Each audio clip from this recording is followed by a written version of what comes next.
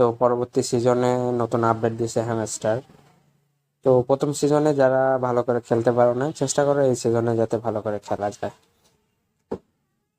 তো ফার্স্টে তোমাদেরকে কি করতে হবে, আর্নে যে কিছু টাস্ক আছে সেই টাস্কগুলো পূরণ করলে একটা করে ডায়মন্ড দিবে, আর ইনভাইটে কিছু বেশি ডায়মন্ড আছে। তো এগুলো পূরণ করে ডায়মন্ড দিয়ে তার পরবর্তীতে যাইতে হবে প্লেগ্রাউন্ড ব্যাটেলে। প্লেগ্রাউন্ডে গেলে দেখবা যে গেমস, মিনি গেমস এবং মাইন কার্ডস তিনটা অপশন আছে। তো মাইন কার্ডস হচ্ছে আমরা এর আগে যে মাইনিং কার্ডসগুলো নিয়েছি এবং আপডেট দিছি সেটাই হচ্ছে আসলে মাইন কার্ডস। তো এখানে মাইন্ড কার্ডস গুলো কিনতে হয়, একটা ডায়মন্ড দিয়ে একটা মাইন্ড কার্ডস কিনতে হয়, অথবা দেখা যাচ্ছে দুইটা ডায়মন্ড দিয়ে একটা মাইন্ড কার্ডস কিনতে হয়। এরপরে আসতেছে গেমস।